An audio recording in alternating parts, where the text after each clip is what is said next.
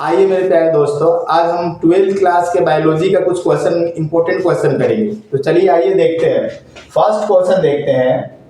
मशहूर वैज्ञानिक मेंडल मुख्यतः जाने जाते हैं अपने, यहाँ मंडल नहीं बल्कि मेंडल होगा। मेंडल मुख्यतः जाने जाते हैं मटर के पौधे के कार्य हेतु, अनुवांशिकी के नियम हेतु। ए और बी दोनों आंसर, इनमें से कोई नहीं।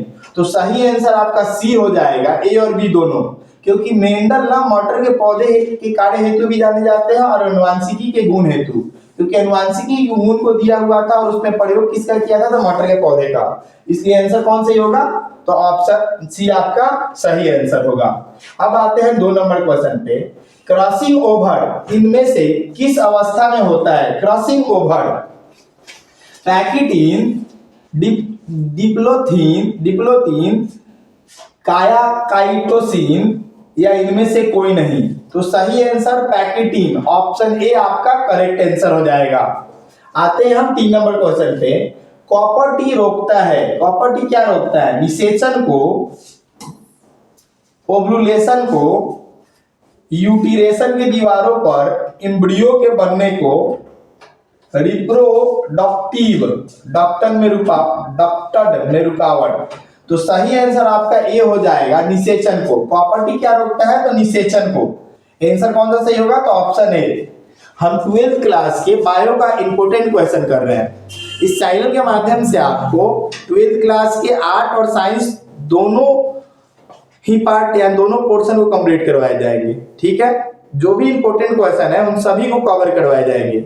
आज हम 12th क्लास के बायोलॉजी, अगले वीडियो में हम 12th क्लास के फिजिक्स और केमिस्ट्री को करेंगे। ठीक है, तो चलिए आइए हम लोग करते हैं 4था नंबर क्वेश्चन। एकिडीना है, यानी एकिडीना क्या है? योजक कड़ी है, अवशेषी अंग है, विलुप्त कड़ी है या इनमें से कोई नहीं। सही आंसर होगा आपका ए ऑप्शन, यानी योजक कड़ी है। एकिडीना क्या है? तो योजक कड़ी है। जैविक खाद का मुख्य स्रोत है, जैविक खाद का मुख्य स्रोत क्या है? तो जैविक खाद का मुख्य स्रोत हरा शैवाल, ईस्ट, जीवाणु या लाल शैवाल। तो सही आंसर इसका जीवाणु, ऑप्शन सी हो जाएगा। जैविक खाद का मुख्य स्रोत जीवाणु होता है। अनओक्लोजी किसका अध्ययन है? अनओक्लोजी में किसका अध्ययन करते हैं? कैंसर का, जो ऑन्कोजीन्स का, ए और बी दोनों या विषाणु का। तो सही आंसर आपका ऑप्शन ए, कैंसर का। ऑन्कोलॉजी में किनका अध्ययन करते हैं? तो कैंसर का।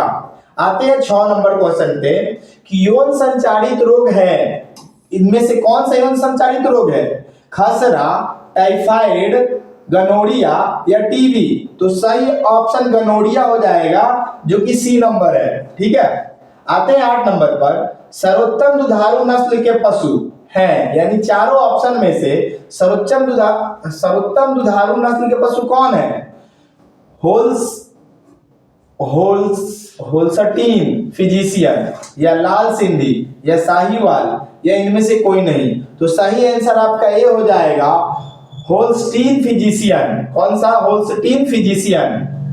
आते हैं हम 9 नंबर क्वेश्चन पे कि दूध से दही बनाने में किस जीवाणु का प्रयोग होता है? स्ट्रेप्टोकोकस,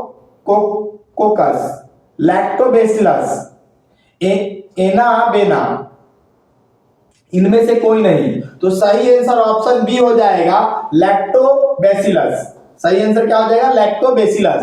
दूध से दही बनाने में किस जीवाणु का प्रयोग होता है? तो लैक्टोबैसिलस का। ठीक है, ऑप्शन बी आपका सही आंसर होगा। कल्याण सोना किसका किस्म है? गेहूं की उन्नत किस्म है, सोना का है या ए और बी दोनों या इनमें से कोई नहीं। तो सही आंसर आपका ऑप्शन ए हो जाएगा, गेहूं की उन्नत किस्म है कल्याण सोना। कल्याण सोना किसकी उत्तम किस्म है? तो गेहूं की। ठीक है, आगे आते हैं 11 नंबर। दलहनी पौधों के जड़ पिंड में कौन जीवाणु पाया जाता है? ऑप्शन है राइजोबियम, एजोटोबैक्टर, स्टेफाइलोकोकस या लैक्टोबैसिलस। तो सही आंसर राइजोबियम। क्या हो जाएगा? राइबोजोबियम। ऑप्शन ए आपका सही होगा, राइजोबियम। दलहनी पौधे की जड़ में कौन सा जीवाणु पाया जाता है? तो राइजोबियम, जो कि ऑप्शन ए दिया हुआ है। आते हैं 12 नंबर क्वेश्चन। अनुवादन या स्थानांतरण में बनता है, क्या बनता है? आरएनए से प्रोटीन, डीएनए पर डीएनए, या डीएनए पर आरएनए, या आरएनए पर डीएनए।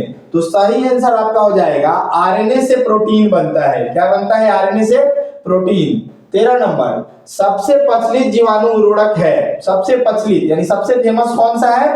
नाइट्रोसोमोनास, नाइट्रोबैक्टर, नाइट्रोसोबोकस, या राइजोबियम। तो सही आंसर हो जाएगा राइजोबियम। राइजोबियम आपका सबसे प्रसिद्ध जीवाणु उर्वरक है। आगे आते हैं, WHO के द्वारा ध्वनि प्रदूषण का कौन सा मानक सही है? 20 से 30 डेसिमल, 45 डेसिमल, 75 डेसिमल, 90 डेसिमल। सही आंसर आपका हो जाएगा 20 से 30 डेसिमल। क्या होगा? 20 से 30 डेसिमल।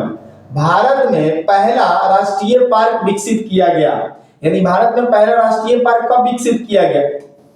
पार्क विकसित किया गया, यानी कौन सा है? गिर है, या कांजीरंगा, या जिम कार्बेट, या इनमें से कोई नहीं। तो भारत का राष्ट्रीय पार्क है जिम कार्बेट, जो कि उत्तराखंड में है। कहां पे है? तो उत्तराखंड में है, उत्तराखंड में है जिम कार्बेट, उत्तराखंड। ठीक है, जिम कार्बेट कहां पे है? तो उत्तराखंड में, जो भारत का पहला राष्ट्रीय विकसित पार्क है। चलिए आगे आते हैं। गिर अभयारण्य प्रसिद्ध है, किस लिए प्रसिद्ध है? चिड़ियों के लिए, घड़ियाल के लिए, शेर के लिए, या गेंडा के लिए। तो सही आंसर ऑप्शन सी हो जाएगा शेर के लिए। किसके लिए? तो शेर के लिए। ठीक है, उम्मीद है आप अच्छे से क्वेश्चन को कवर कर रहे हैं और साथ में याद भी करते चल रहे हैं। चलिए आइए हम लोग 16 नंबर क्वेश्चन कर लिए। 17 नंबर, सुंदरवन का संरक्षित जैव मंडल भारत के किस राज्य के अंतर्गत आता है?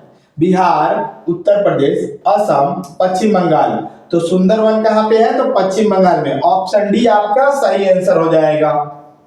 आते हैं 18 नंबर, गेंडा अभयारण्य किस राज्य में है? चलिए ऑप्शन को देखिए और जल्दी से आप बताइए क्या होगा। गेंडा अभयारण्य किस राज्य में है? असम में, बंगाल में, उत्तर प्रदेश, या बिहार में। तो सही आंसर इसका हो जाएगा असम में। ऑप्शन ए आपका सही आंसर होगा। ठीक है, गेंडा अभयारण्य किस राज्य में है? तो असम में है। चलिए आगे हम लोग आ जाते हैं, विश्व में पाए जाने वाले जैविक विविधता यानी हॉट स्पॉट की संख्या इनमें से कौन सी है? 25 है, 9 है, 34 है, या इनमें से कोई नहीं है। तो सही आंसर आपका हो जाएगा 34 है। कितना है छोटू? तो 34 है। ठीक है, आते हैं 20 नंबर क्वेश्चन। चलिए बताइए 20 नंबर क्वेश्चन को कि भारत का राष्ट्रीय पक्षी क्या है? सबको पता है भारत का राष्ट्रीय पक्षी क्या है? तो मोर है। लेकिन ऑप्शन में मोर नहीं दिया हुआ है, बल्कि मोर का वैज्ञानिक नाम दिया हुआ है। तो चलिए आपको पता है तो बताइए। पहला ऑप्शन है पैंगो क्रिस्टेस, फ्लेमिंगो, कोम्बा लिविया, या सेंटेकुला। तो सही आंसर आपका ऑप्शन ए हो जाएगा पैंगो क्रिस्टेस। क्या हो जाएगा? भारत का राष्ट्रीय पक्षी यानी मोर होता है और मोर का वैज्ञानिक नाम हो जाता है पैंगो क्रिस्टेस। ठीक है, आगे आते हैं किस नंबर, सल्फर का सबसे बड़ा संग्राहक है, यानी सल्फर कहां से निकाला जाता है? वायुमंडल से, चट्टाने से, या महासागरों से, या झीलों से। तो इसका सही आंसर क्या हो जाएगा? तो सही आंसर आपका हो जाएगा चट्टाने, यानी ऑप्शन बी आपका सही आंसर होगा। सल्फर चट्टानों से निकलता है। एक पारिस्थितिक तंत्र में हरे पौधे होते हैं, एक पारिस्थितिक तंत्र में हरे पौधे क्या होते हैं? चलिए ऑप्शन बताइए, उत्पादक, उपभोक्ता, अपघटक, या इनमें से कोई नहीं। तो सही आंसर इसका हो जाएगा उत्पादक। ऑप्शन ए करेक्ट आंसर होगा। चलिए अगला आते हैं, रेड डाटा बुक में सम्मिलित है। रेड डाटा बुक में क्या सम्मिलित है? विलुप्त हो रहे पौधे की सूची, दुर्लभ हो रहे पौधे की सूची, आपत्तिग्रस्त प्राणियों की सूची, या इनमें सभी। तो सही आंसर आपका डी हो जाएगा, इनमें सभी। ठीक है, आइए आगे आते हैं 24 नंबर, एंडोस्पर्म द्वारा किसे पोषण दिया जाता है? एंडोस्पर्म, एक बार ऑप्शन को देखिए, बीज को, फल को, एंडोस्पर्म को, या भ्रूण को। तो सही आंसर आपका हो जाएगा भ्रूण को। ऑप्शन बी सही हो जाएगा। 25 नंबर, कोई एंटीबॉडी रासायनिक रूप से होता है, कोई एंटीबॉडी रासायनिक रूप से क्या होता है, प्रोटीन होता है या लिपोप्रोटीन होता है या लिपिड होता है या न्यूक्लियोप्रोटीन होता है। तो सही आंसर इसका क्या हो जाएगा, तो सही आंसर हो जाएगा प्रोटीन। ऑप्शन ए आपका करेक्ट आंसर होगा। कोई एंटीबॉडी क्या होता है, तो प्रोटीन होता है। ठीक है, तो चलिए आज हम लोगों ने 25 क्वेश्चन कर लिया। हम बायो में लगभग 200 से 250 क्वेश्चन करेंगे, जिसके अंतर्गत ही हमारा एग्जाम में पूछा जाएगा। यानी 250-300 के करीबन जो क्वेश्चन हम करवाएंगे, जो बहुत ही इंपॉर्टेंट होगा, उसे आप अच्छे तरीके से कीजिए। और उम्मीद होगा कि आप वीडियो को अच्छे तरीके से देखिएगा, लाइक कीजिएगा। और जो भी दोस्त आपको नहीं चैनल को सब्सक्राइब किए होंगे, उन्हें बोलिए जल्द से जल्द कर ले।